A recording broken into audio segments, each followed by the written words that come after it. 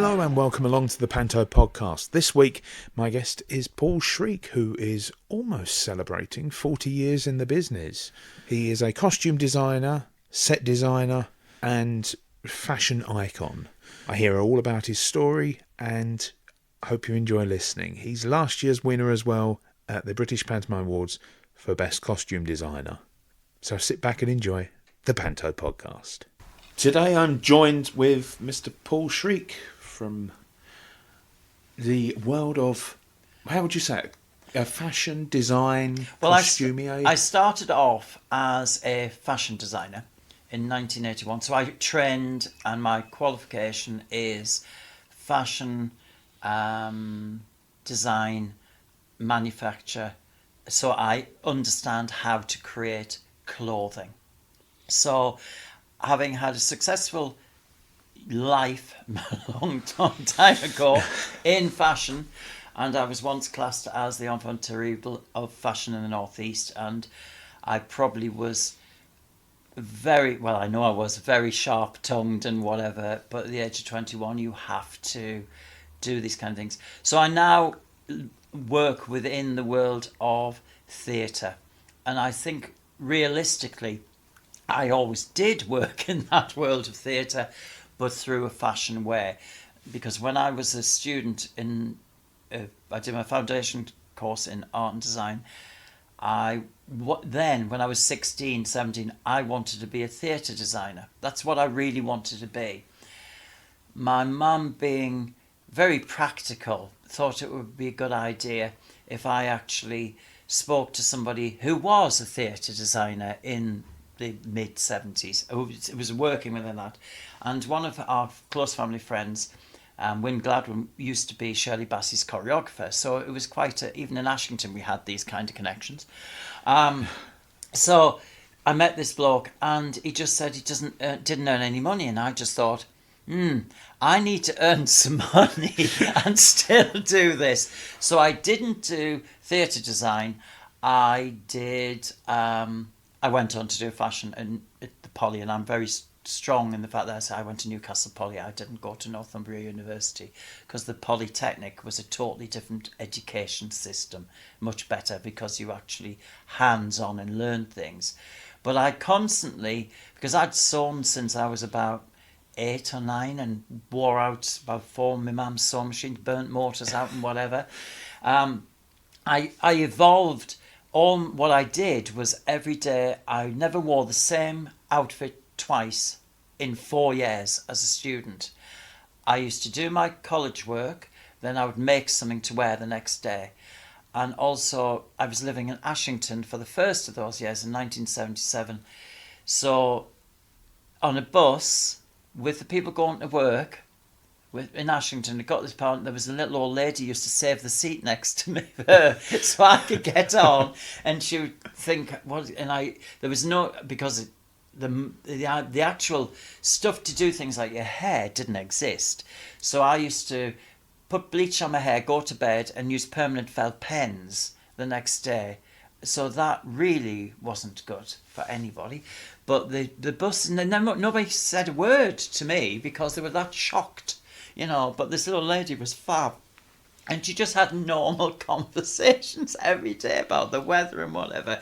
And she was probably dying to say, "Why does your hair look like that?" Or why are you wearing a full harness? And why have you got a parachute harness? I remember one day I got it from the back of the bus, and I stood up and I thought, what on earth? In the whole of I had a flying harness on, and the whole of the seat at the back of the bus had become attached, and I was dragging it down the bus. So I think, to get back to your question, I think I've always lived in that world of theatre. I grew up in Ashington, as I said, but we had a loft that my dad converted and floored and everything, and I used to have a puppet theatre in there because my parents made me a full working puppet theatre with lighting rig and everything when I was about 7, 8, 9. So I did that for about 10 years, and I used to go up into a dark space. So I think probably why I'm most comfortable backstage in a black bass, although I fall over because I can't see on stage weights and things. But I mean, because I take my glasses off because I can't. It's even worse with the glasses on. So I think I've always been in that place, and I think the world I work in is probably the world of Mr. Shriek. It's a fantasy world, but it's real to me, and I now make that fantasy world, which is real to me, hopefully try to transfer an amount of that into what we do in the theatres. Your designs are quite quirky, shall I say. When did that sort of start to manifest with yourself? I think because for the three key things for me are, the first thing is colour, secondly is research, and then it's detail. And in there you're probably going to say, when does script come into this? Well, yeah, it does eventually come into it. But coming from the world of fashion and trained with that eye, I always, and I think it's, people used to say, how do you know what colour's going to be in 18 months' time? And yes, there's an art to predicting things, but I have a gut sense when I look at colour that colour works with that colour, but if it's slightly off, it's wrong. So people that have worked with me for a long time now just don't even ask why things are the colour they are, because I will turn around and say, you can't have that, and they say, why? It's visually offensive to me, because it doesn't work. So, and that comes from a fashion thing, because in fashion, if you get the colour right, you make money. If you get it wrong, it's a disaster. And also it's better now, but if you were to go into somewhere like Primark, as opposed to look at a designer collection, Primark would be slightly cruder in the shade of the colour, but it'd be the right colour. It is much better now, compared to when I was in Topshop in the early 80s. It was a definite hard green rather than, say, a softer colour. It was cheaper, and that was the thing. Whereas the actual sophistication of how colour works is really, really important to me. And my first encounter with Mr. Fox, we set up a drawing studio because this was about 6 years ago, and I was looking for somebody to actually work with, because up until that point I was literally doing things on my own. And I set him a challenge to put together what he felt was a colour story that he thought worked. And I did the same colour story, and I walked into the room with and I didn't actually give him the actual colour. I said I needed to be, I think it was reds and things like that. And I walked in, and he had images on the walls, and I had virtually the same images, and it was exactly the same colour. And he comes from a fine art basis, so his degree's in fine art. So I knew then that I found somebody that understood what colour was about. And he also understands research. Now, as a fashion person, true fashion victim, designer, is loyal to nothing. So you literally, like a magpie, pick as much up as possible. So I have that, or you can put that with that, and you put that with that. You can put 17th century with the 1960s, and if you put it all together and chuck it in the air, and you've got a bit of that van that we saw the other day going past stuck into it, and it works. Now that is the actual method that, which sounds really disjointed and thrown up in the air, but that's how my head is. I think my head is always, what if? And I always, when I used to be a full-time lecturer, I used to say to students, I'm not making any criticism about what the design is. My only thing would be, how do you get two legs in that? How do you put it on? And is it practical? Because I've worn all these things that are not practical, but how do you clean it? And in the world of theatre, is it safe? And the main thing, does it light? And all those kind of things. And always was the vehicle for the student to stretch their imagination and give them, well, you could do it like this. Now that sort of education seems to have changed, and now we have people telling you how you do it. This is how you do it. That's wrong. That is wrong. So when we get whatever we're told that's going to be the show for the Customs House, there are already some ideas going through my head. However, the key thing that we always are aware of that we will never do, it can't remotely look like Disney because of course it's copyrighted. However, the challenge is to create the story that the general public will buy into visually and go on the journey, and then at the end just go, that was lovely, and Beauty and the Beast and whatever, and then nobody turns around and said, oh, where was the yellow dress? Because the yellow dress in Beauty and the Beast isn't in the story, it's in the Disney cartoon. So in a roundabout way, the unique thing that we can actually give whatever the theatre company is, because I've worked with opera companies and dance companies and lots of different things before we went strictly into Panto, was the fact that you give them an opportunity, a vehicle for you to envisage something that is out of the box that they are in, and you look in on it. And so research for me is really important. I have, as you probably saw when you came in, a vast amount of books. We constantly reference books and look into things, and I think that's the key thing for me, because Google will only show you what somebody's put on Google. It's not actually, it might not even be real. So and a lot of art, if you look for an art image or something, it might be mistitled, it might misquoted or whatever, so you have to look into things like that.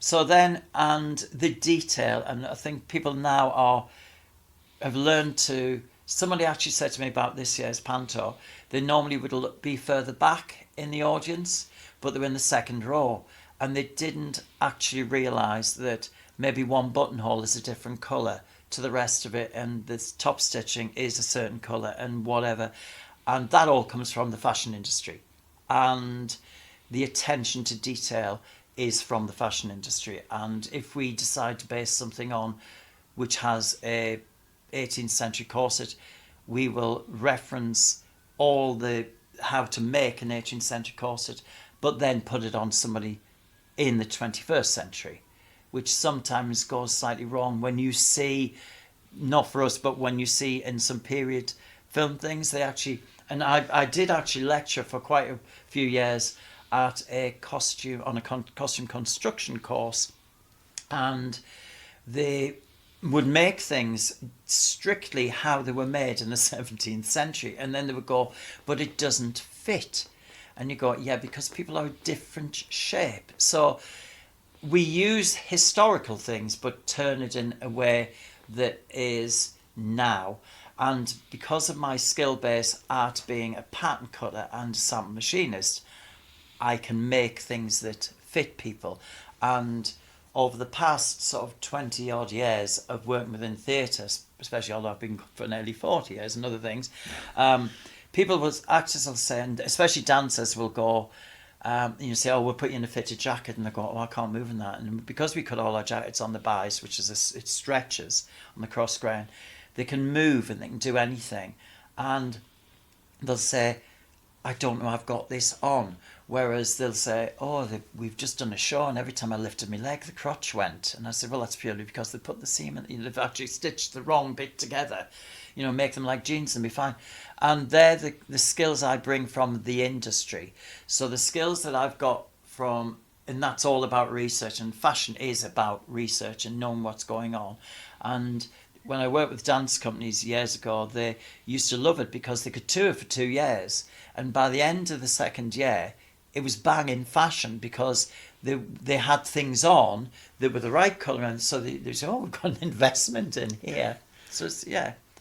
What was the first thing you ever made? First thing I ever made. Not to wear, but I still have them. Or, find them. When I was 5, 6, I made 2. Where are they? Find them. Yeah. Peg dolls, which I think are in here. Yeah. Okay. These are what I made when I haven't seen these for a while. I made, well, how old do I be? 5, 6. 7, I made these peg dolls. And where are we? The anticipation. Isn't it? I made a bride and groom. Wow. So these are really, really precious, these things. They got thrown out by mistake. The detail in these, that So I was 7. So this is the groom. Oh, there's his flower. It just dropped off. So I made those when I was 7. and I'm just looking now at two. I'll just try and describe it as best as possible. I'll let you try and you describe, because you're the For the people that the are creator, of my yeah. era, wooden split peg, and we've got a bride and groom, and if I remember rightly, the Lily of the Valley is there because my mum had Lily of the Valley in her wedding bouquet. But I've actually wound for the groom, he's got a toothpaste tube which I've painted black. He's got black hair. He's actually got a full face, but he's actually got a tail coat which has been cut into tails. He's got pipe cleaner hands, and he's got trousers which have been made they've been bound down the split peg with tape, and he's actually got black shoes painted on the bottom.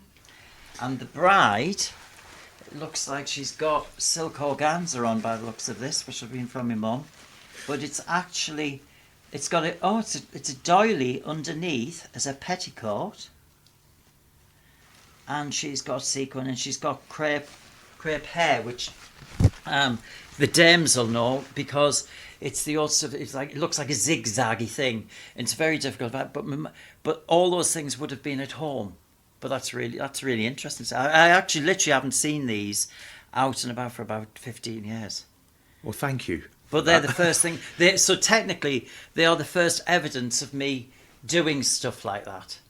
I have all my books from... My mum kept everything. So I've got all my drawing books and everything. And as my teachers used to say to my mum, we know exactly what you did the weekend because Paul tells us on a Monday in the book. But it's interesting. I mean, the last time I saw something of this kind of thing was Jean-Paul Gaultier had an exhibition in London, and he had his original teddy bear that he put like a Madonna bra on when he was little. So in a way, these are probably the most valuable thing that I have in my archive will be these, because nobody has ever, I mean, apart from you, nobody's looked at these for a long, long time. I feel privileged.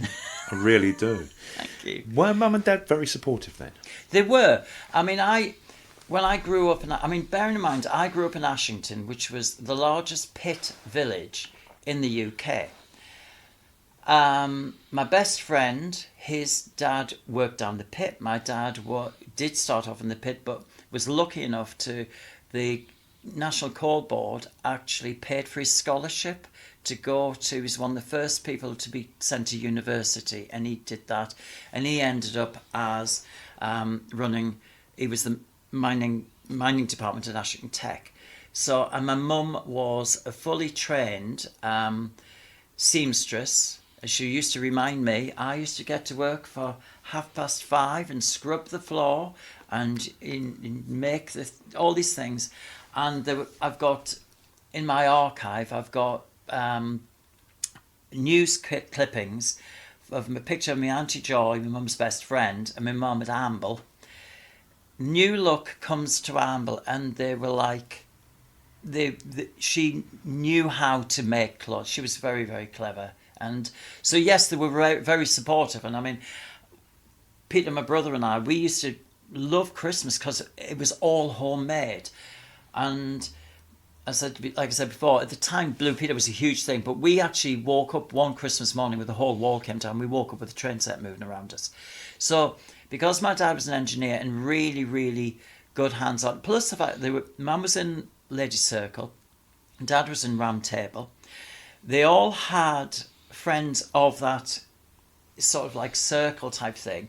So I was brought up with the original Morpeth Regatta, which was all the boats were made out of corrugated cardboard. I mean, so on water, bound to sink.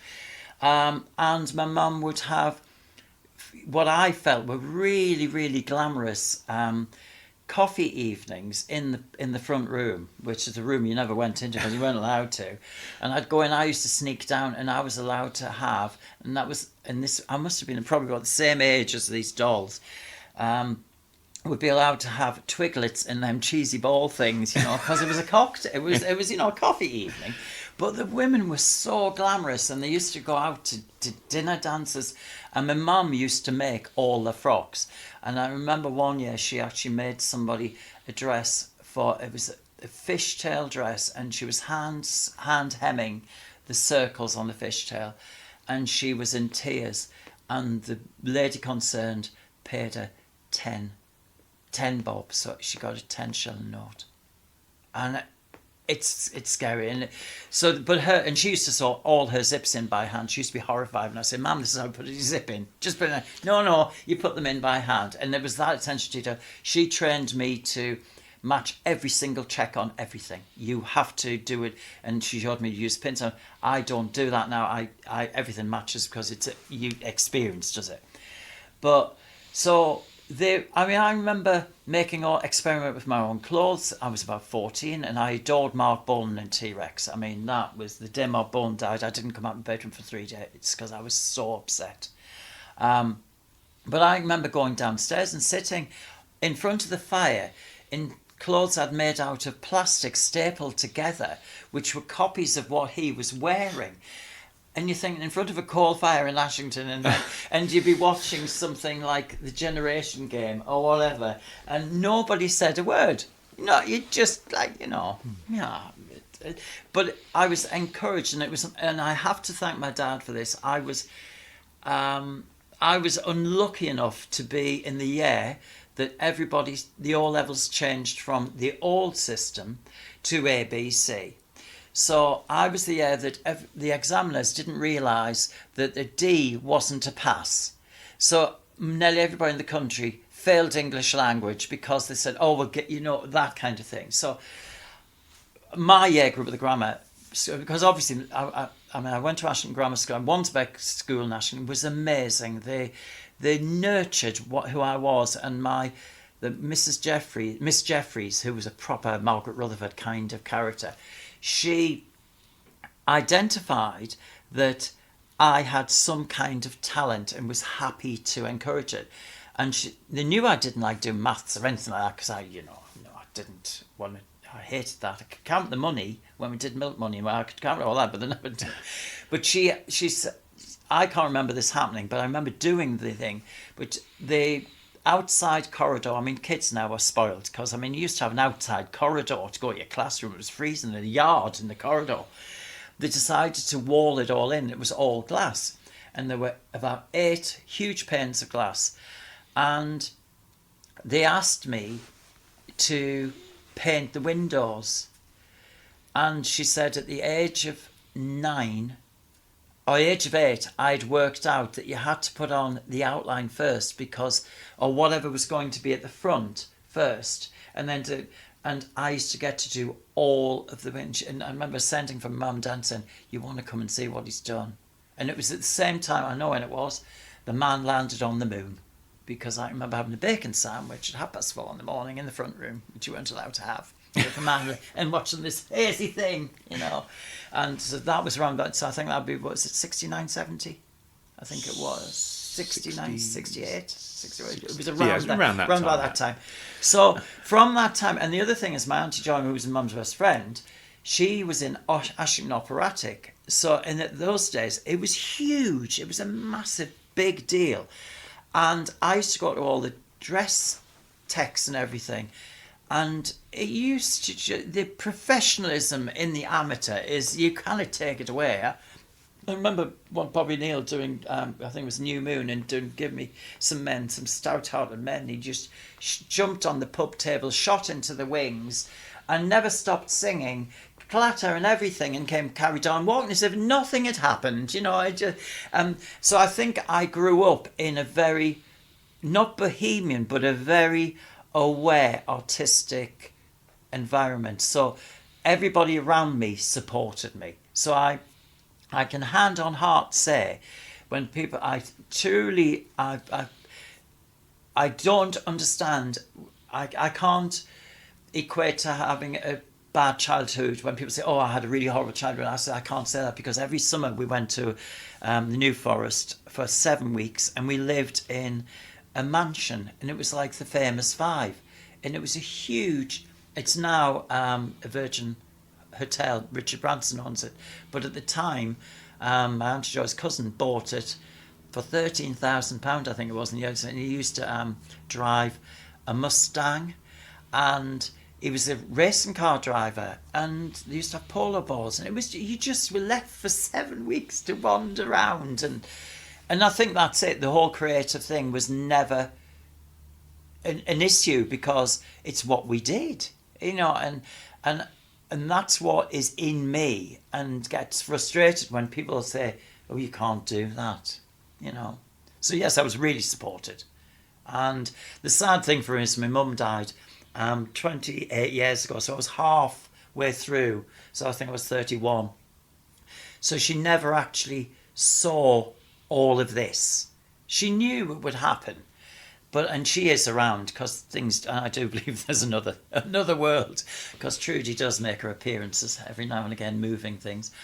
And my dad is no longer here, but they never questioned what I did, and was so proud. I remember the year that they did the first ever International World's AIDS Day, I did a massive fashion show in City Hall, Newcastle, and people in Ashington, so that was the mid-80s, were actually going up to Mum saying horrible things about me, and say, "Oh, your son must have AIDS," and she just said, "That's my son you're talking about," and no, he doesn't. It's just that he cares about other people.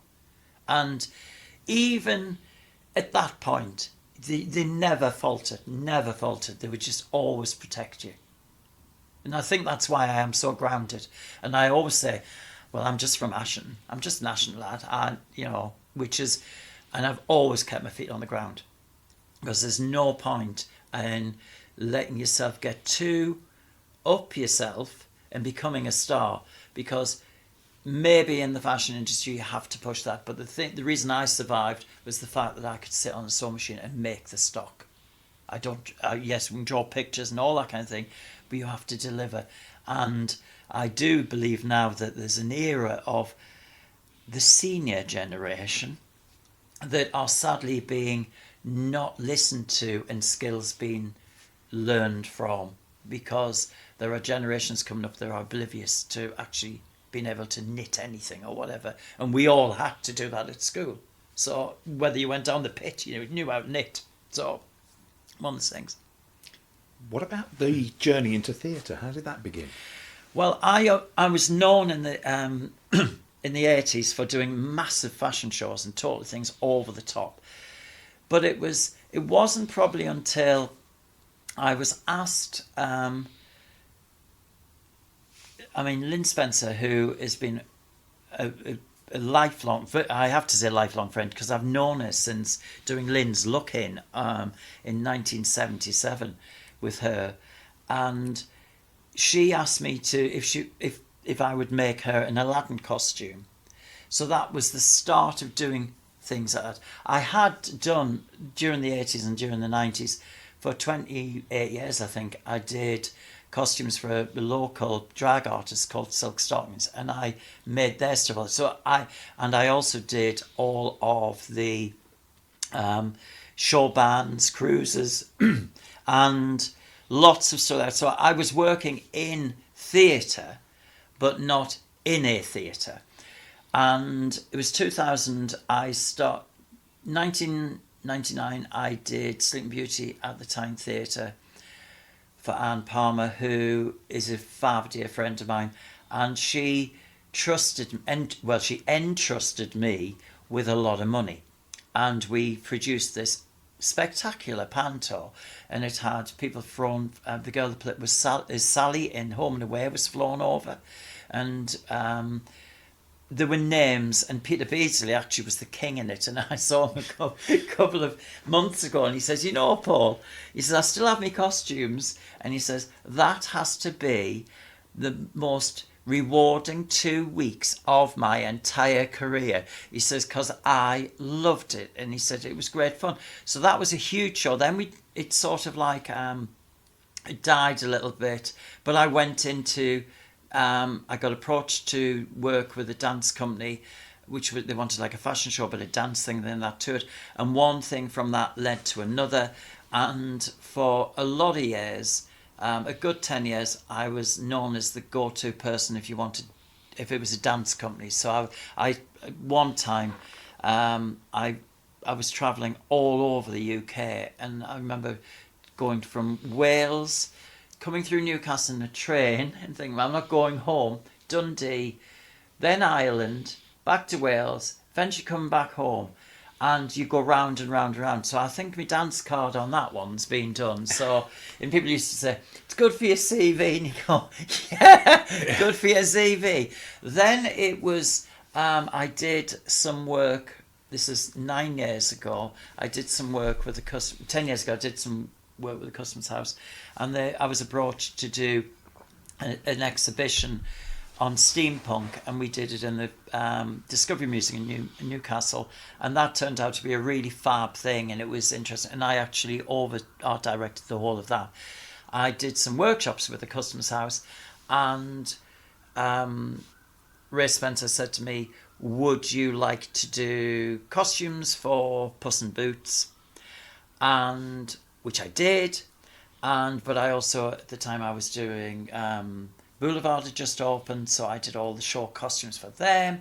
I was doing dance covers, and it was a very busy time. And I was only on my own, so I was doing everything. And I remember the opening day of Puss in Boots, I had worked through the night, and I made 8 costumes. And at 8 o'clock in the morning, I knew I had to, 7 o'clock in the morning, I knew I had a full shirt with buttonholes and everything to be made by 8 o'clock, because at 8:30 I was getting in a taxi with all the stuff to go to the theatre, because the show started at 9:30. So the final costumes arrived by the skin of your teeth, and that was my introduction proper to the world of the Panto at the Customs House. The following year, Ray said to me, would you like to do it again? I said, yeah, but could I be really cheeky and say, can I do the cloths and the set as well? Because I don't really want my stuff in front of those, what you have existently. Because at the time they had a designer that would maybe do something on A3, then it was just blown up to a cloth that was 36 foot by 11, and it was a chair. So, as you can imagine, it was oh dear me, and it was quirky, and it was fine. But then it went into Aladdin, and I think it's the momentum has built over the years, and the trust and the working relationship that I have with Ray and the Customs House is now the fact that a couple of years ago Ray just said, well, you just be the production designer and you just do whatever. But the challenge never goes away, because we're at the start of a new year. We're doing Snow White this year, so that is a big challenge. It's called 7 of them, the Dwarfies, which we are in the process of working out what they are and how you approach that and the different things. And it's a blank canvas. What I find interesting, and I've noticed that Dan's posted virtually show cloths for everybody. Every show he's gone to says about 56 now. And in my eyes, they all look the same, because they all have a lit cross that goes around, and ours looks nothing like that. You go to ours, and we had blue leopard skin. Yeah.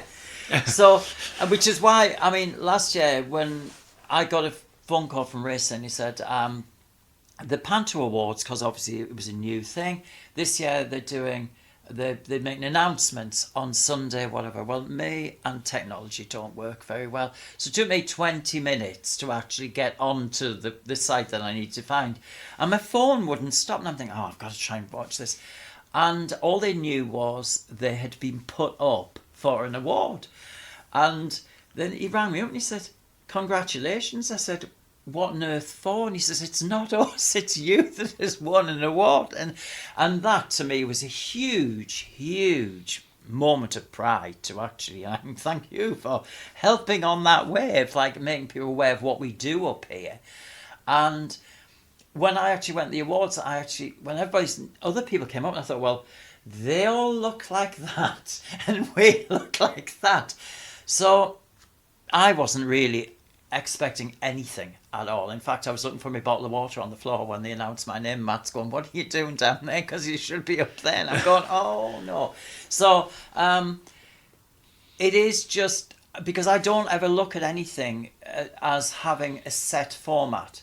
We will go, one of our favourite places we go to at this point in time, we go to the Keel Road Bookshop in North Shields, which is full of really old, beautiful books. And we go, do they have anything on this? And we go around. I mean, one year, one year we did Cinderella, and her rag dress was all pictures from a Biro kukri book, which we then turned into rags, and we twist things around. So the attention to detail is paramount in what we do. Like this year, we did. My inspiration for that was Scarlett O'Hara from Gone with the Wind. So her worker dress, I redrew the green flowers from the big white dress with the hat and everything she wore for the garden party, and we shortened it, but it's rooted in Gone with the Wind. And the references within all her costumes all come from the Plunkett original drawings of what that was about. So we have got, and the second half dress was all from Meissen pottery. So it's all been, and we actually photographed stuff to look like sugar and things like that. So Panto, yes, is really important to what we do, but I think the key thing for me is I have total freedom to do whatever I want to do. And I always said, when Ray agreed to me doing the set as well, I said, I want to bring, quote, the London Palladium to South Shields people, because there's no reason why somebody sitting in an audience from South Shields shouldn't feel like they've been treated to a visual spectacular. And I said, because that's how I felt in Ashington going to see Amdram or whatever, because in those days they had sets and it was just incredible what you saw and you were taken somewhere on a journey. And hopefully that's what we do. And one of the kids' mums, the chaperones, came up to me on the last night this and she said, I don't know how you do it. And I said, well, it just comes out my head. And she says, but it's in your head. And I said, she says, my daughter's been in this show for 6 years now. And she says, she loves you because she gets really fab frocks to wear. But it just evolves into something. So the process throughout the 12 months, as we do work on this all year, because I think people just think, because when I first started, before I did costumes, all the costumes were sourced in the 2 weeks prior to the show opening. So you would have an Aladdin finale with a Cinderella whatever, because there was what was left in the store when they hired, which it's not like that now. We actually develop and we create the character and understand who these people are, and it is a working thing. And I mean, our challenge last year was to create a beast that didn't have a face mask on and didn't sound because you can't get on a mask and everything, but he still had to have, in my head, he always had to look vulnerable. And I felt that there was the actor, Stephen, that played him, he actually gave him a heart. You could feel that there was a real person in there. And sometimes you have somebody wearing a costume that might be muffled or whatever. And as I said, there aren't any rules. So Matt and I will have a conversation. It usually is something that's come out of my head. I mean, at the moment, I'm trying to pull things out of my head. And we'll be working and I'll say, oh, just stop. Don't do any more of that because that's not quite right for that person. We'll move it on and this, that and the other. And some things might not hit the show. And we now think, oh, that might work next year. So we'll do whatever. But because we print all our own fabric, it means that we have total control and it makes them totally unique. It's a bit of a nightmare if something happens to a garment, because you literally may have printed it bespoke for that. But it's the I think that's our secret, is the fact that we can actually deliver exactly what we want. And my flat is full of stuff that I just buy and collect stuff, and all that at some point will have been in a cloth or whatever. And I, coming from the fashion world, when I look at the stage that we create, it has to visually, colour wise, it just should be in harmony, and it should work, which is why the colour is really important. And we work with Promside, and everything that is printed and checked, and Matt's really, really methodical. I mean, we do like Dulux colour charts, and because everything we print, the colour changes when you print it, and you steam it, and you wash it, and all this kind of. So we have these colour charts, and we have the original colour, and we then go, whatever we thought was going to be that colour, it might be totally different, but it's totally controlled. So in a way, you could almost do a Verushka camouflage thing against what we do, because nothing screams out. On the last night, somebody stuck a Beat Boy jacket or something on. I went, where's that come from? Because for me, it was horrific. And I was told it only happened once because it was a techie prank. I thought it was okay. But not that I'm a control freak. So I mean, I think when I generally look around what people do as Panto, they are very traditional in how they look at things. And for me, it's still, I can remember Terry Scott and Hugh Lloyd and Cinderella and all those kind of things. I remember all those Pantos. But it doesn't restrict what we do. We look, and it evolves out of an idea. And I think that's because Matt and I are probably at heart two artists doing it, not necessarily strict designers. But the design thing comes from the fact that we know our craft and we know how to do it. How much of it is the script and how much of it is the actor? Does that come into play as well? Well, the script, I think that I may not be the only person. I think many theatres don't have a script till very close to the show. This year we are moving further forward, and what we usually work on is a synopsis. We don't have a script. I mean, my script arrives on first day of tech, but with when the actors see it, so that's what I get. So, but prior to that, I will have had a final synopsis, which always changes. It seriously changed last year, but we have to adapt to it. But it keeps you on the edge, you know. It's but the script works. I think Panto is one of those anomalies where there's a script, but because it's so topical and because it's always responsive to whatever, and the successful Pantos are visually successful, but also the cast, the family that are delivering the story or whatever. There's usually a very thin story because it's vague. You know, don't expect the truth. You know, by the way, we've got this talking whatever, this animal. Oh, why is that? Well, we just thought it would be good for the kids, you know. So technically there aren't any rules there, but there is this. I say every year we do the same Panto. It is the same Panto, no matter what setting it's in. It's the same story. It's regardless, you know. I mean, we did have it one year when the Dame went into full, good 15 minutes of Aladdin, and we were doing Dick Whittington. So, and luckily the rest of the cast knew what had happened, and then the Dame realised that had happened and pulled himself back on the page. You know, because I remember sitting in the audience thinking, that doesn't sound, that's that last year, and it was, you know. It's so but I still cannot really look at a show and not see everything that hasn't been done right in the set. But I think that's just me. But I do now take on board the audience doesn't know what it's meant to look like. And I usually go, yeah, but that's no excuse. I know what it's meant to look like, you know. Are you quite critical to yourself? Mm-hmm.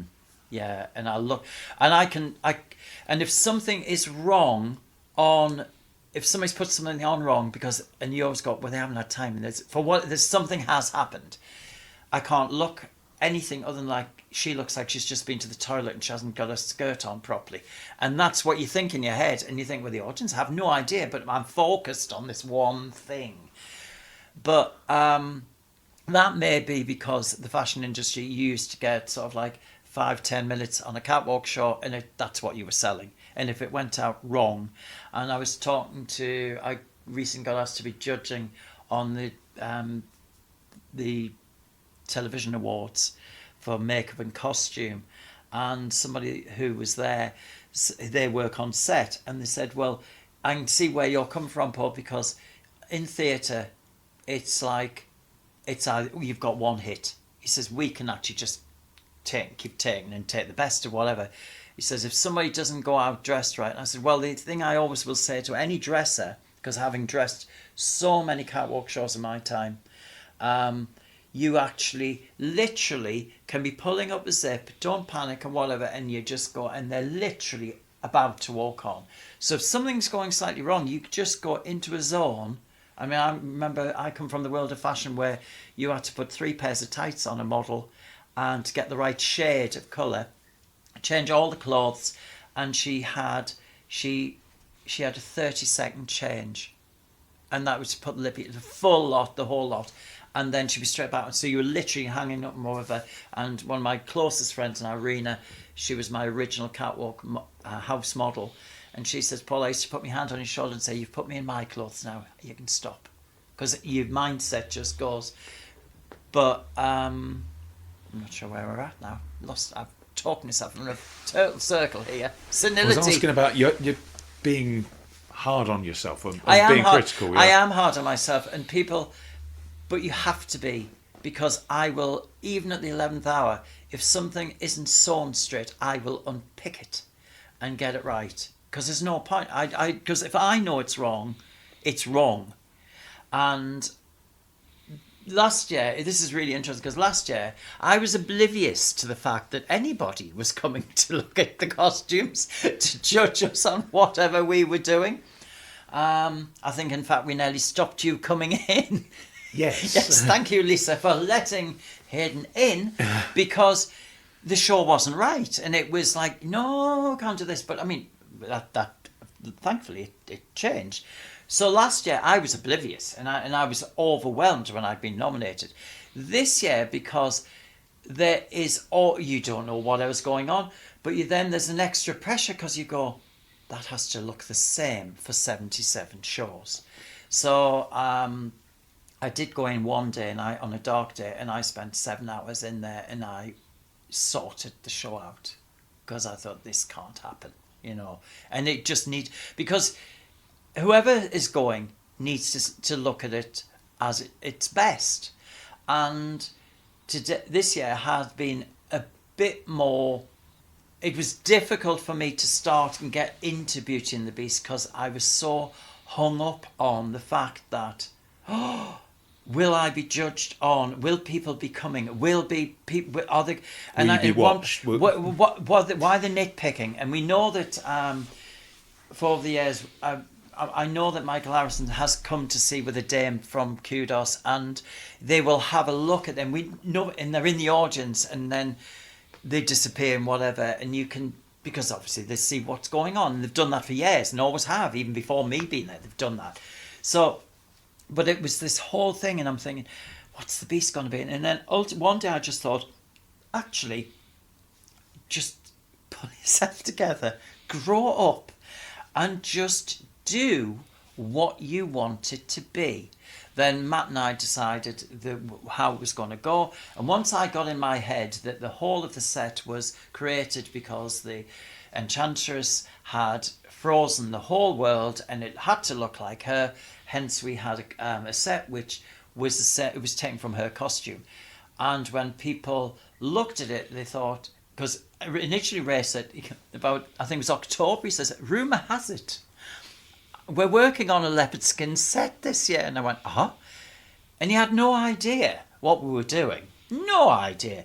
And I said, well, that sounds bad. And when he saw it, he says, it's beautiful. He said, he said, I do trust you. He says, but when somebody just says, oh, you're on a leopard skin, so he says, I'm just thinking this sort of like tiger rug thing or whatever. And I said, no, it's the reason we do things. But, and I think we look the way we look because we control everything. And I think it would be great if we could open eyes for people so that they could, we could maybe do that's slightly different. And the only person that I've actually come across, and we've only spoken on the phone, is Morgan Bryn. And Morgan and I, we get on really well on the phone. Two naughty kids, actually. And I think I did actually say to him, well, if you ever need your quarter ballet costumed or whatever, have a laugh and whatever.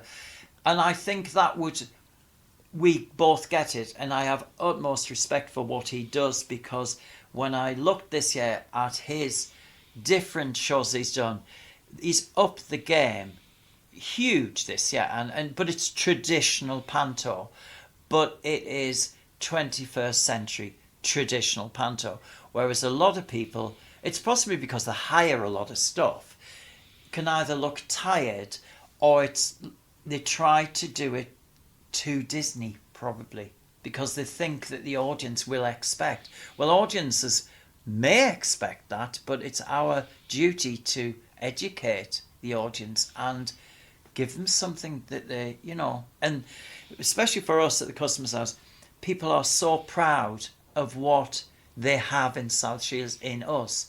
So the panto, Little Panto with a Big Heart, it's very important to the community, and I never take that away from the fact that, and it's really important that we nail it, because like lots of other theatres, the panto basically keeps the doors open.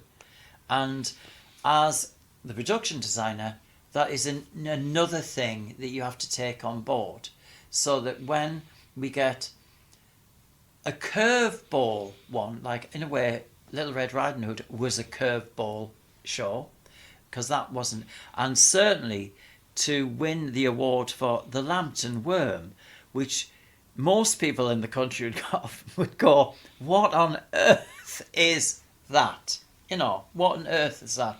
I mean, when we asked Mike Copeland to make the worm, and I said, are you happy to do it? And he said, anything you ask us to do, he says, because you don't do anything normal. And it's a challenge. And she was beautiful. She was beautiful, And again, complimented what they were wearing. Exactly. As well. And it's the key thing. And it's like, and even Mike said to me, he says, well, I said, I'll send you all the colour things. And I said, so, and it was exactly the right colour, because that's another person in the design world that knows what's going on. One day I will get to meet him. We've had a couple of, oh my God, what we're going to do, this phone calls. But I mean, it also is a very small world, because when I won the award, I rang him up and I said, congratulations. He said, why? I said, you won the nominee. You're one of the nominees. And he went, was I? Yeah, he didn't even know, bless him. Do you feel now the pressure is on you again this year? I do think the pressure is on, but I met up with Dan, and he was showing me different, he obviously done all these shows, and then he said some of the dames were having issues because he said this is what they're expected to wear. And you just think, how can a theatre that obviously charges a lot of money for tickets, and some of them were major cities, and the costumes were beyond tired, and they were not even funny or thought through. So the pressure is on, and I do think, but that's good because it keeps us on our toes. The good thing for us this year, I think they've already sold out 5 full shows, and it's already, the box office has already beat where we did for last year for Beauty and the Beast, and we were really good. And this year I think there was nearly 29,000 people in 7 weeks went to see the show, which is a lot of people. But we've found that demographic has actually broadened, so that's interesting. So you don't know whether by being highlighted, that's made a difference. But the other thing is, you have no idea who's going to the show. I have no idea. And like, people were sending me the show, oh, well, do you know when the Great British Pantomime Awards people are coming? I said, I know when a couple are, but I said, I'll warn you now. I says, there's more than a couple coming, and you don't know, because you don't need to know when it's on, because every show should be the same.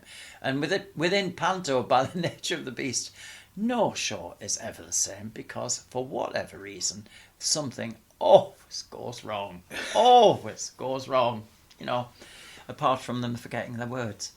But it's I mean, I'll be 60 on Monday, and I'm really happy doing what I do. I'm lucky enough to say that 2020, it'll be 40 years of Paul Shriek as a designer, and I have always had design work for 40 years, and I've never, touch wood, had to go, touch my head, and search for the work. It's come by reputation. So that's good, and I'm pleased about that.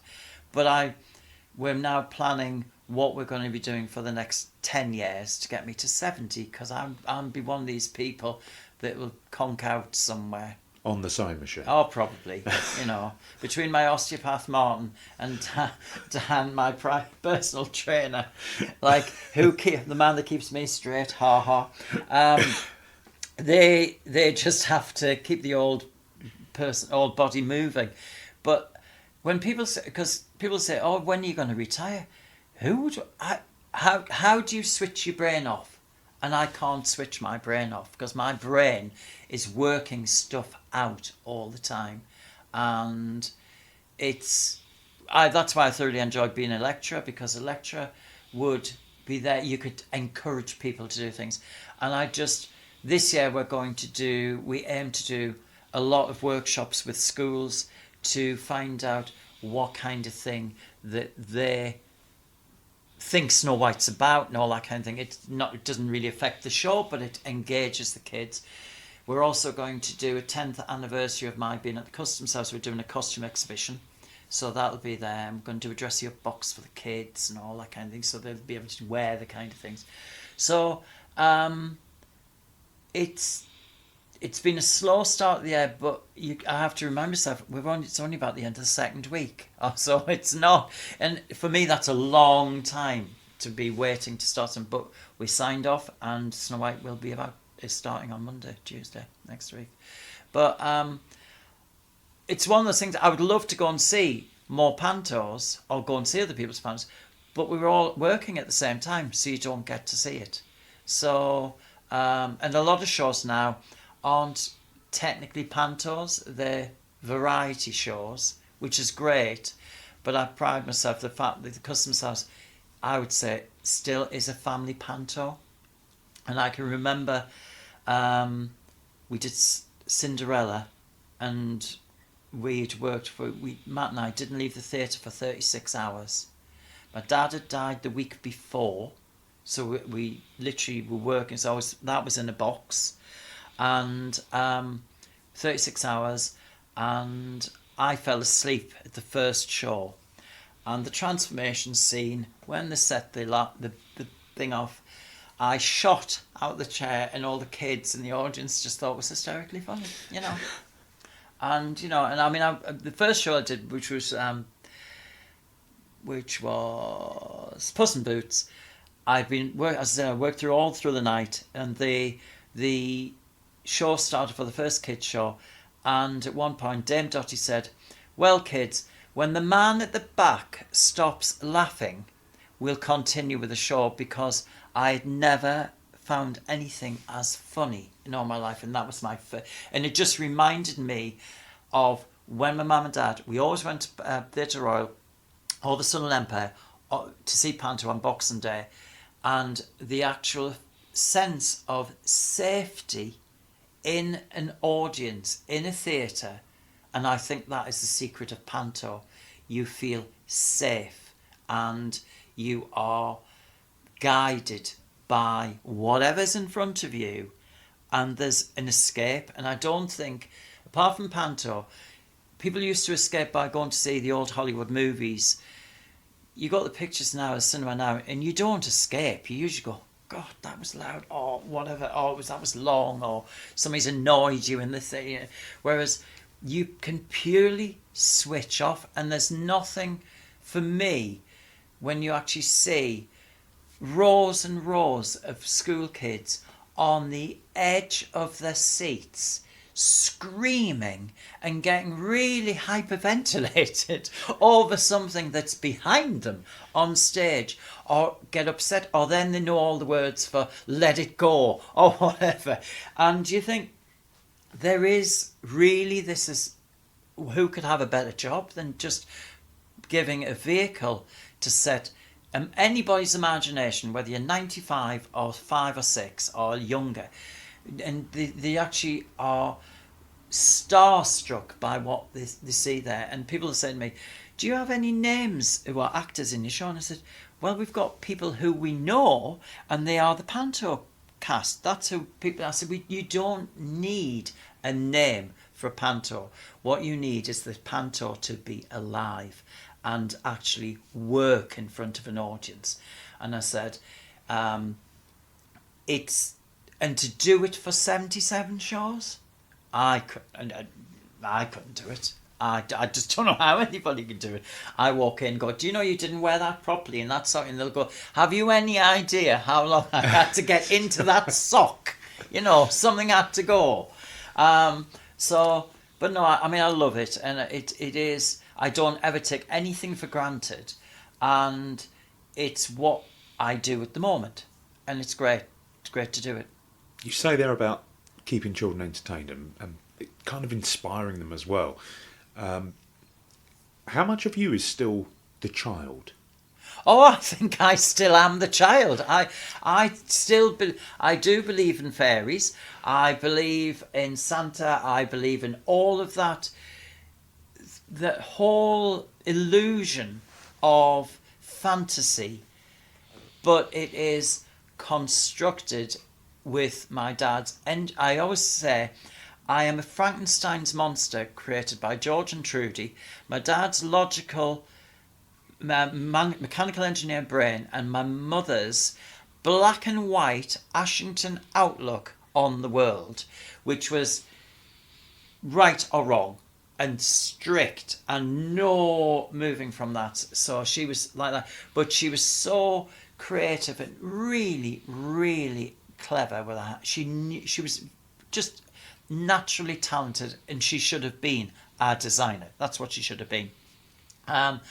So I think, yes, I will be the child. And the thought, when I woke up on New Year's Day this year and realised that this year I am 60.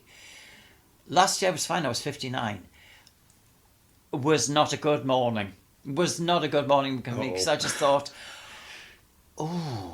because traditionally people, when they hit 60, the society says you're old. So most people sort of believe you to be old. But my close friends who are my family, we're all the same kind of nutters, and we're all ex-punk rockers and all this kind of, we've you know, rebelled and done all these kind of things. And so I don't think I will ever grow up. And my dad was a huge Disney fan. I mean, my dad loved Dopey and things like that. And so I grew up with all of that kind of thing.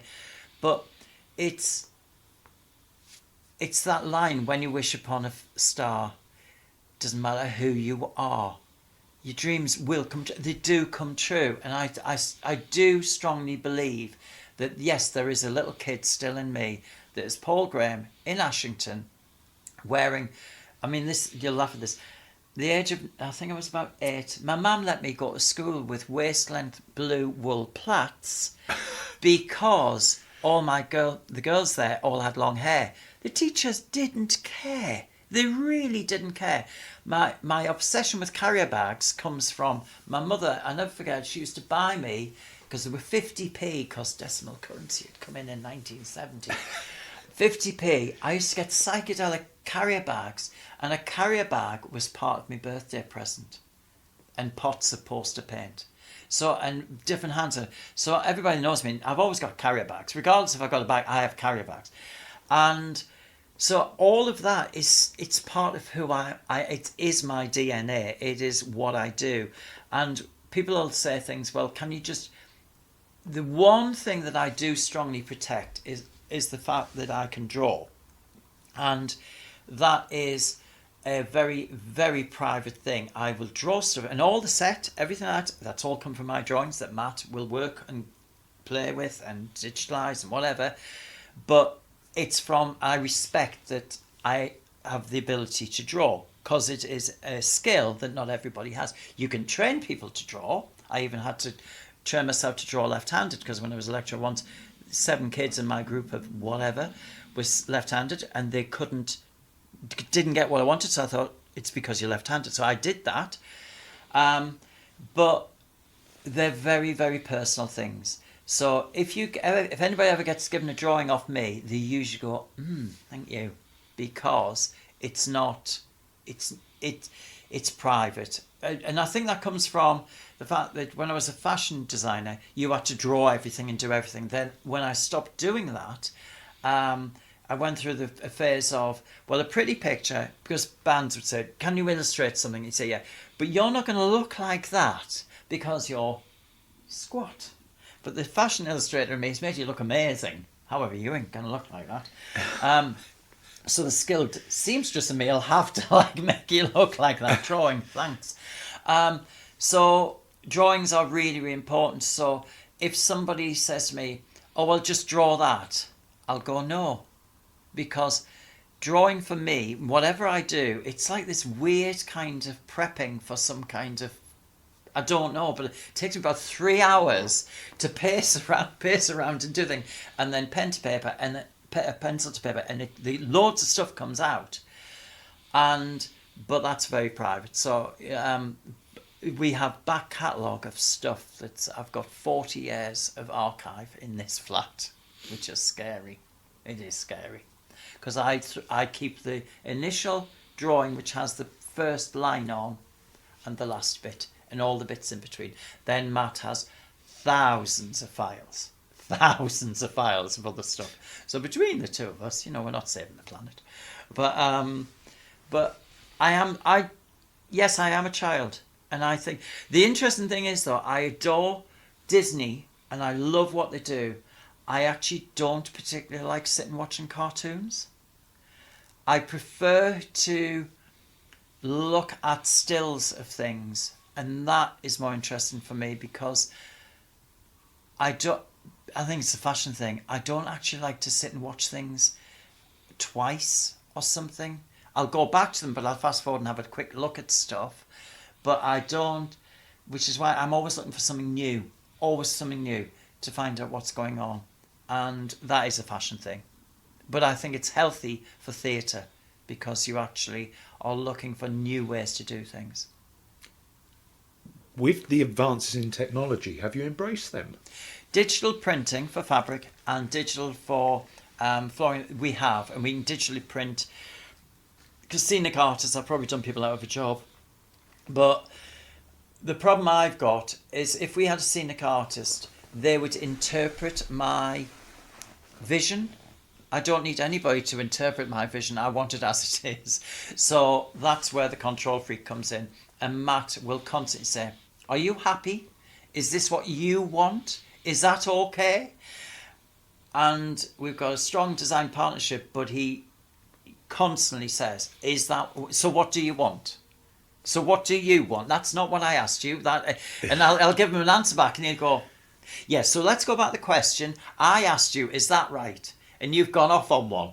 But so yes, we've embraced technology, and the fact that he uses digital technology to create what we need.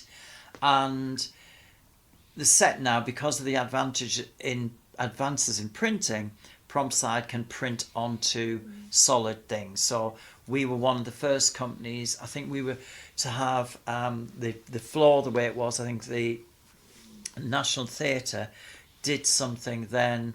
We embraced the fact it's an ouch price, but it's the final thing that pulls the whole show together is you have something on the floor. In the past, we've painted it, and that's been a nightmare. Well, I painted it, it's been a nightmare. And it's never successful that way. So, yes, we have embraced technology. But but technology has its things when it goes wrong. If it goes wrong, I could still hand sew something, I can still draw it, I can still paint it, and I can still do all those craft things that are in me. So technology is great to use. However, sometimes it's either been cheapened by being done masked somewhere else and brought back, or it's we've embraced technology to the point where we're happy because the colour we've worked out the colour doesn't change, and that's only because a company like Promside has embraced technology and they respect what we do and they want it to look like we have designed it. So yes, we do. When you've got things like budgets as well, especially in these tough economic times, can you find yourself kind of running out of the pot? Or? Well, ironically, that's where we're at the moment. We've just had budget signed off for this year, and it always sounds like a lot of money. But the key thing that I make and show is that people have to be paid to do stuff. But the one thing that doesn't have any price on is your imagination, and experience will bring you the reason why you can use different stuff, as opposed. So when I worked for Welsh National Opera on Seven Deadly Sins, I had a shockingly small budget compared to the normal budgets that they had. And when my first day there was, the head of costume showed me their interlining file, and I went, yeah, that's fine. She says, and this is a mohair, silk mohair, and it's £50 a metre. And I went, we won't be using that. And she couldn't understand, because the designers, because of opera, walk in and just think, and they spent a fortune. So when I did that show, we pulled the budget. I pulled that show in budget, because I took them to where the shops buy the fabric from, and which is a fashion that you go to the wholesalers, you don't go to wherever. So budgets are very important, but I am because I come from the commercial world of fashion, I'm aware that you've got to see return on your money. And we've had a debrief, and it has been nitpicked through everything, because a lot of the time people don't realise that £50 that was spent there, that really did we need it? That we didn't. You could save from. So I have a very close working relationship with Claire, who does budgets and things, and we move things around, and we realise, and I'll argue the case and say, well, we're not going over budget, but we don't actually need that anymore, so we can move that there. So I'm really aware of the money thing. So because I'm freelance, so you either have money or you haven't. So and you spend it wisely. And the nature of Panto is you will get something thrown at you 2 weeks before the show that could have a big ouch cost attached to it. So you have to be aware of how can we, What kind of things? Well, it could be magic. It could be, for us, our thing that we never really know much about is the takeoff scene. Which, for anybody that doesn't know what the takeoff scene is, it's the bit where the baddie takes off, literally, cast members from the stage, and it's behind you, screaming, having a heart attack, kids screaming bit. Now, it's usually something very topical. One year we did Pokemons, and we had to buy them from China, because I said, I'm not making Pokemons, we'll buy them, because if this company makes them, why should we? Nightmare. So we got all these Pokemons. If you ever need a Pokemon, I know where there's 7 of them. And so that we had to do earlier, but one year Star Wars, I think, was that Alice in Wonderland? Star Wars, we made Tech Week, and they literally, before the first show, we were still doing Obi-Wan Kenobi and, and a Wookiee and God knows what. And it worked, but it was a great takeoff. But they're the nightmares. They are the nightmares.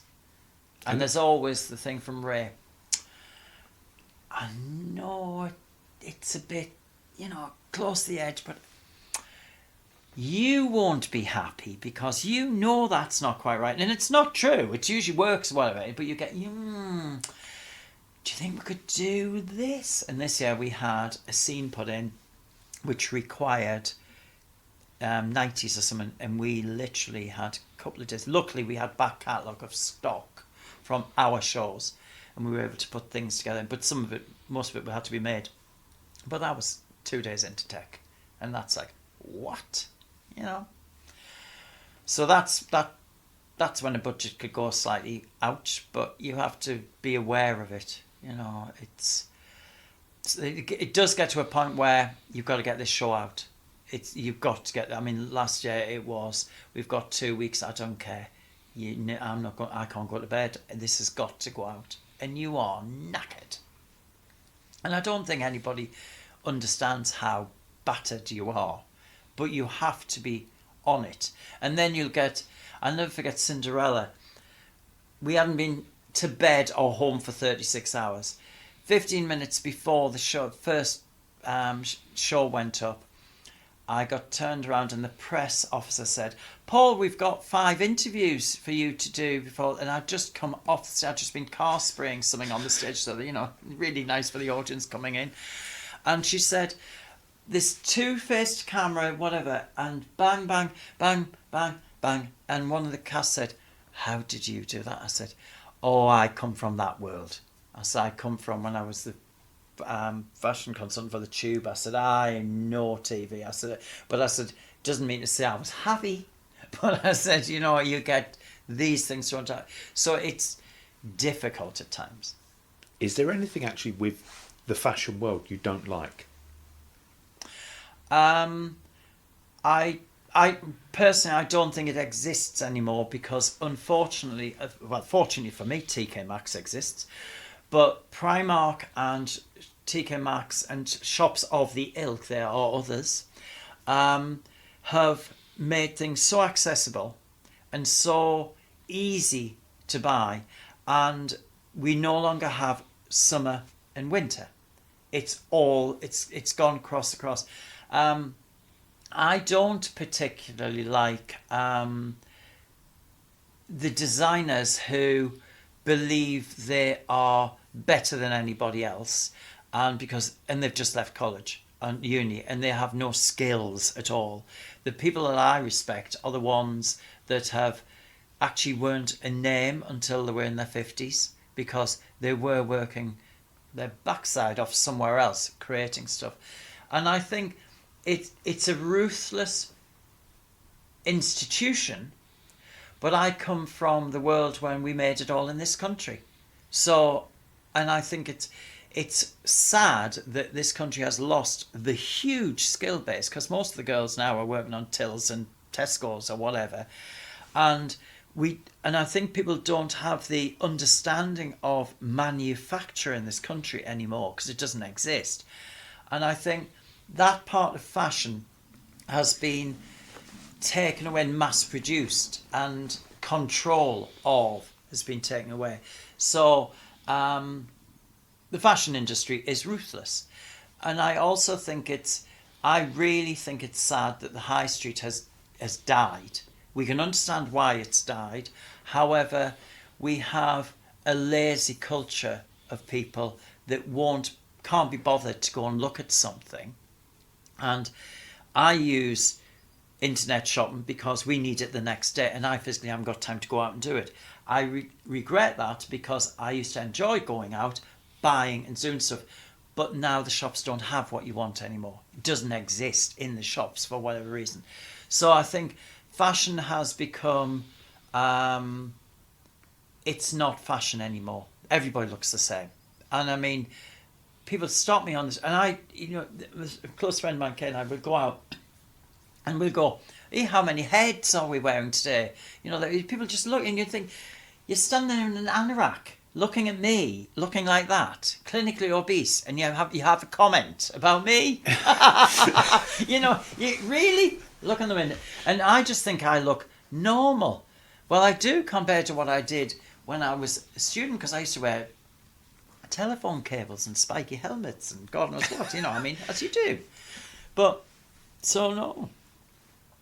What would be your advice to any young, budding costume designers?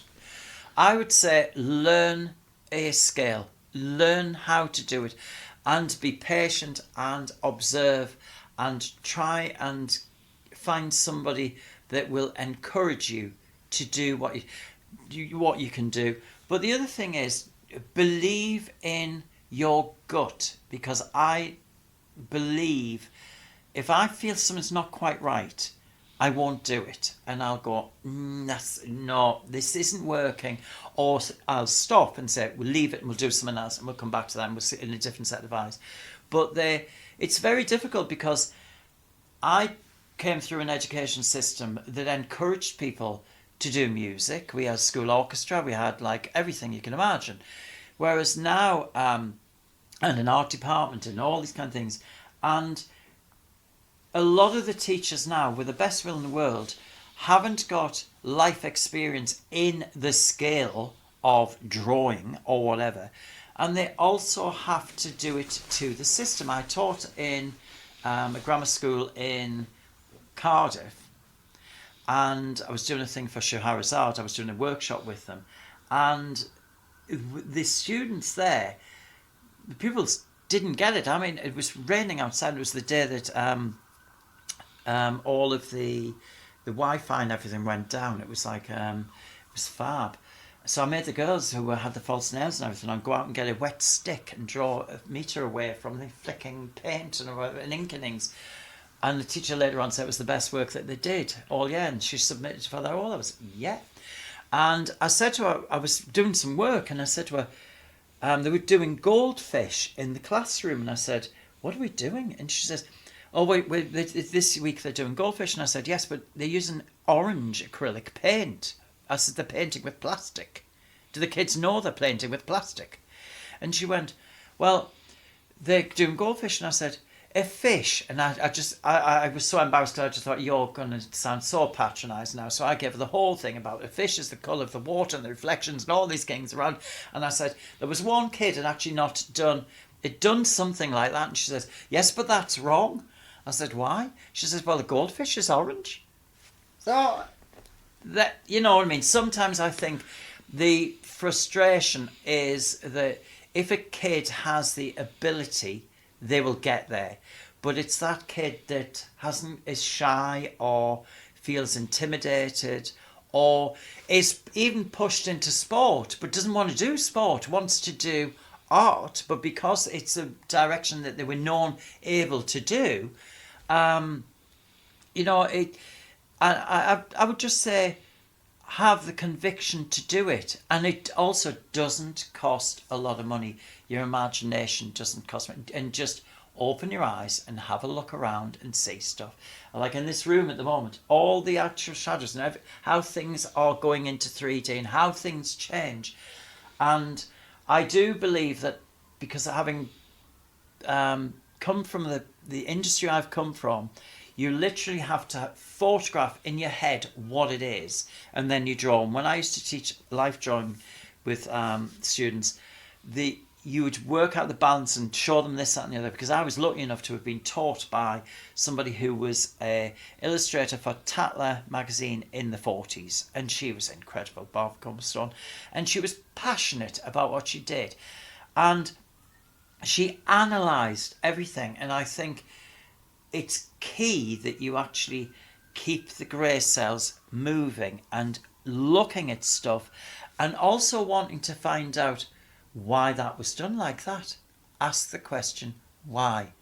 And the times I've taught in junior schools, and you've got a room of 30 odd kids and the teachers run off her feet, and I've had many occasions where you've got the kids that are on a spectrum who are asking questions all the time. They're the kids I will answer the question straight away. Because otherwise you've got a kid going, or I get, Mr. Shriek! Screaming. And like, you answer the question, the teachers have always said to me, yeah, but they'll come up with another one. I've gone, yeah, but you answered the first one. And it's easier to answer those questions because those kids invariably are locked into something that we have no idea that's in their head. They'll have all been there in my school when I was in junior school. We didn't. They had nothing had a title. It was either if you were dyslexic or you couldn't do English, you couldn't spell, and people always just said I couldn't do maths because and my dad used to set the national mining engineers maths exams nationally. He used to do all of those for universities, and he used to be frustrated. He says, it's not that you can't do maths. He says, you won't do it. And I said, I can count money. And he said, that's it. He says, you can count. He says, and that's the scary thing. You're so defined. And I think you just have to look at things and never look at it how, like when I was a fashion student, I used to turn clothes upside down and do them in a different place and do whatever. And it becomes something. And it's only when I see a designer, there's Tom Brown still does it, Victor and Rolf does it, Galliano used to do it and still does with Martin Margiela, and obviously Jean-Paul Gaultier does it, but they look at things and they observe, and it's everything. And all I can say to anybody that's in a school, be a sponge and always use and read books, because they are the most important thing. Even if you look at the pretty pictures, because the pretty pictures will stay in your head forever, because they're in my head. They don't go anywhere. And when I used to be a lecturer, I used to say to the kids, come to the library, and I said, the book cover looks like this. I used to remember everything by its colour, its covers and everything. And I said, look in there, and that's what it's about. Have you got a favourite picture? Or painting? Favourite picture or painting? I'm trying to think. My favourite images would be Pinocchio, Disney's Pinocchio. I think that's an easier way for me to do that. I adore, and I would say an iconic image of Mickey Mouse would be one of the things. But not really. I have different things. I mean, there's obviously Wizard of Oz and lots of stuff around here that are in my head. But if you said did I have a favourite picture, I would say the one favourite picture that I have is the photograph there, which is my mum on a honeymoon, and that's my mum there, and she just looks like, how glam. Exactly. I mean, that is in my head all the time. So the answer to your have I got a favourite picture, it's that one, because that represents she looks so happy and so free and so glamorous that anything's possible. So yes, picture of my mum Trudy, yes. Beautiful, absolutely beautiful. Last question, are you prepared? Your dream Panto. You can be the designer, you can choose a favourite designer to design the sets, and we'd like, please, the cast. Oh, I would say I always want to do Peter Pan, because To Escape to Never Never Land it's real. So, and you do believe in fairies. That's important. Oh, a dream cast. They'd probably all be dead. That's fine. I think I would have somebody like okay, so Peter Pan possibly would be it, but however, to get the dream cast, I would probably have to change Cinderella, and I think I would have Betty Davis as the wicked stepmother. She would be quite good fab. choice. I would Ugly Sisters. I think you could have Bette Midler with now who could we have that would Actually, I think Bette Midler and Cher would be quite funny because you would get two people that were totally strange combination. I think a fairy godmother would be Margaret Rutherford. Who else? A prince would be, let's think. You could have Errol Flynn for the prince, because that would be a bit notorious. This is very Hollywood. Oh, very Hollywood. They are very, you see, but my whole world is Hollywood. It's locked. Yes. Buttons. Buttons. Let's think. Danny Kaye. That's another Hollywood one. I hate to think how much the tickets would be for this. I know. I think Cinderella would have to be Marilyn though, because you'd have ultimate glamour and vulnerability. A baron? A baron? Oh. Well, I saw this person do Captain Hook, and I would say Victor Spinetti, because I saw him do Captain Hook, and he was amazing. With Bonnie Langford as Peter Pan. That was spectacular, that show. That was amazing. And would you design? I think I would have to. I would have to do the frogs. If I could work with someone to do the frogs, it would be Adrian, who did Wizard of Oz and all those kind of things. The set designer, let's think. Oh, I'm trying to think. Name's gone out of my head. I think, to be honest, it would be quite interesting to do something that was maybe a movie, so we could maybe have some of the actors were in a moving kind of thing. So it would be quite fun to have Billy Wilder do that. So you could work with the eye of that, and Walt Disney. You know, so I mean, I would have the set probably designed by any of the early vintage Walt Disney designers, because they had skill base, which was just wonderful. Well, Paul, thank you so much for taking part in the Panto podcast. Okay, thank you for asking me.